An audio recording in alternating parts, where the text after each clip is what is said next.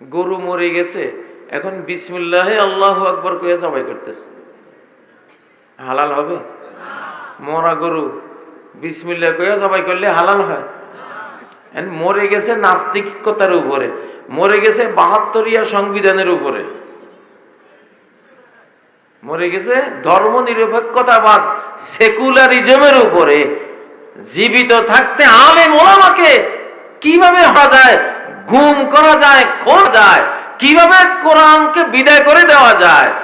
হ্যাঁ, টুপি দেখলে, আলেম ওলামা দেখলে গায়ে আগুন জ্বলছে, ঠিক না? সারা জীবন আল্লাহর শত্রুতায়, আল্লাহর বিরোধিতায়, আল্লাহর ক্ষতি করার, আল্লাহর দ্বীনের ক্ষতি করার পিছনে তার জীবন সম্পদ সব ব্যয় করেছে। এখন মরার পরে কি হইল? ইন্না। কেমনে তুই ইন্নালি? তুই আল্লাহর জন্য কবে হইলি? কবে ছিলি তুই আল্লাহর জন্য? আমরা তো দেখিনি।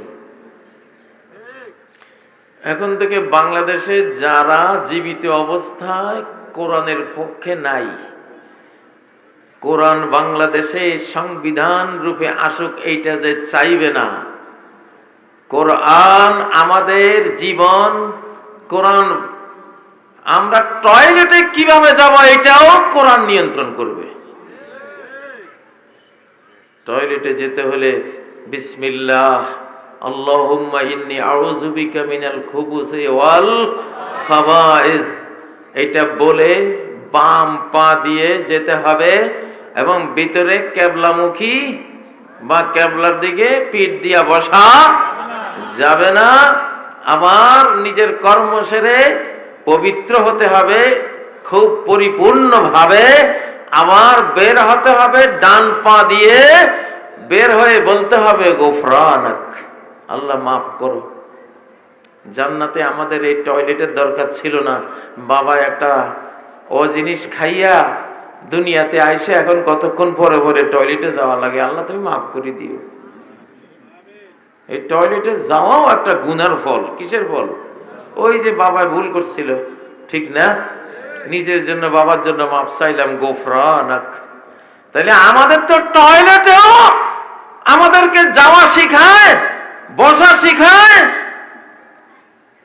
টয়লেটে বসার মধ্যেই কোরআনের শিক্ষা আছে না?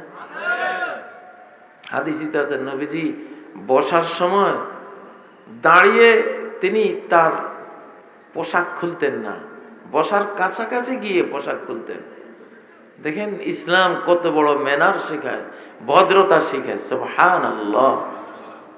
এখন যে জীবিত অবস্থায় বলবে যে কোরআন হলো মৌলবাদ, শরিয়া আইন মানি না, ঠিক না? ঠিক।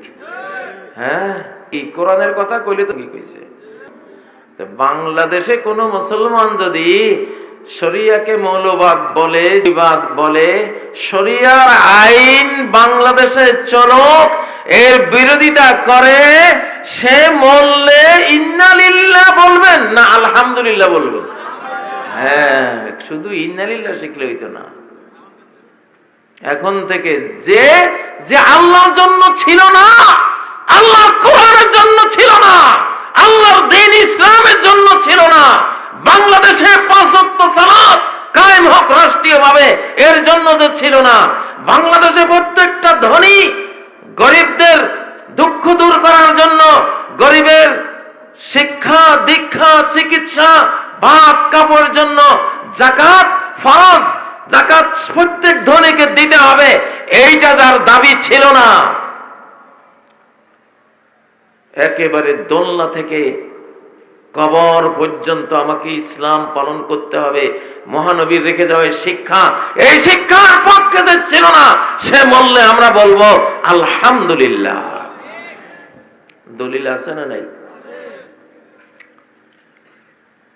فَقَطَعَ دَابِرُ الْقَوْمِ الَّذِينَ ظَلَمُوا, যেসব জালিমদের আল্লাহ তাআলা বলছেন আমি জালিমদের একেবারে জড় শিকড় সহ কেটে দেওয়া হয়েছে।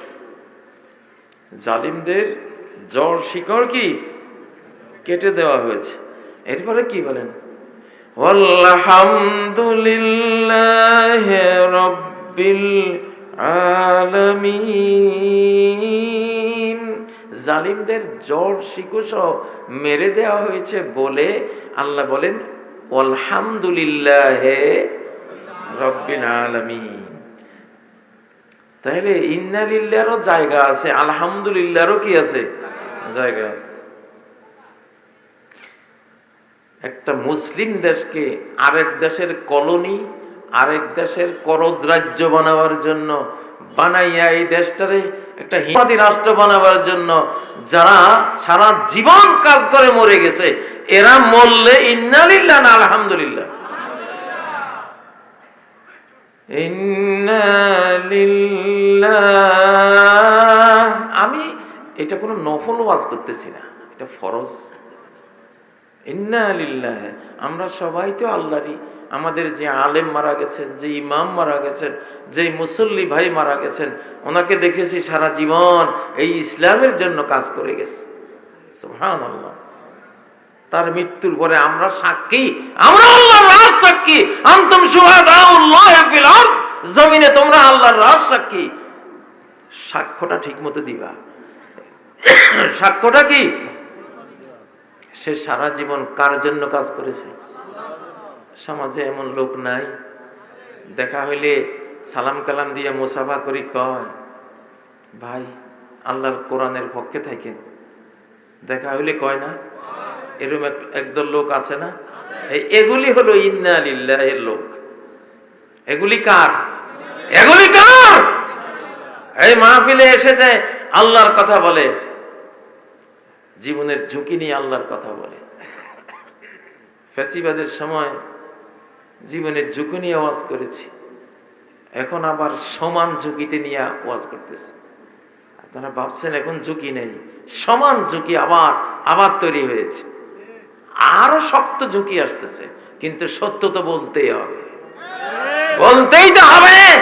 যারা জীবন হাতে নিয়ে চলে, আল্লাহর জন্য গোটা জীবন কোরবান করে দেয়, এরা বললেই বলতে হয় ইন্না লিল্লাহ।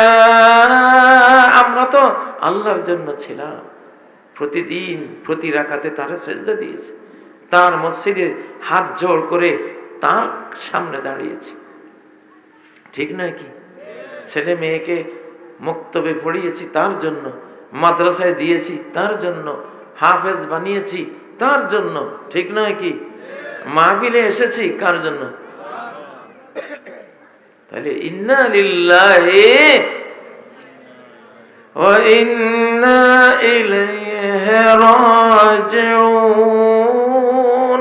ইন্না লিল্লাহি ওয়া ইন্না ইলাইহি রাজিউন। এই যেখানে এই আয়াতটা আছে সূরা বাকারার মধ্যে, সেখানে আল্লাহ তাআলাই বলে দিয়েছেন এটা কার পাওনা। এই কথাটা কার জন্য বলবা? এরা কারা?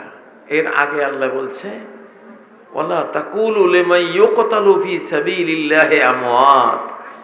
আল্লাহর পথে যে মরে যায় তাকে তোমরা মৃত বলো না, বাল আহইয়াউ ওয়ালাকিন লা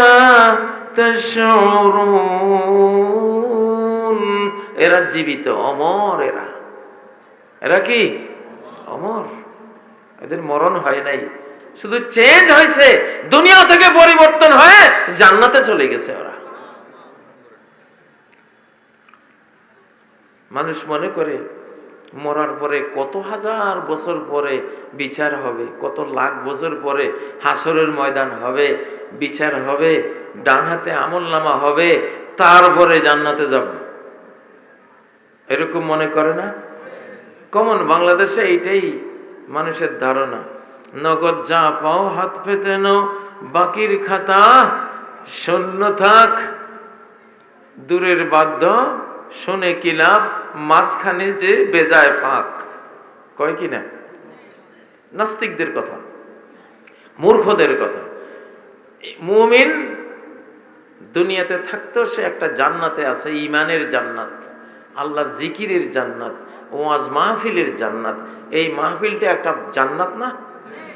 রাউদাতুন মিন রিয়াদিল জান্নাহ ইযা মারারতুম বিরিয়াদিল জান্নাতি ফারতাউ। জান্নাতের বাগানের পাশ দিয়ে যখন যাবে তখন ফলমূল খেয়ে যেও। সাহাবীরা জিজ্ঞাসা করলেন, ইয়া রাসূলুল্লাহ ওমা রিয়াদুল জান্নাহ, জান্নাতের বাগান কোথায় পৃথিবীতে?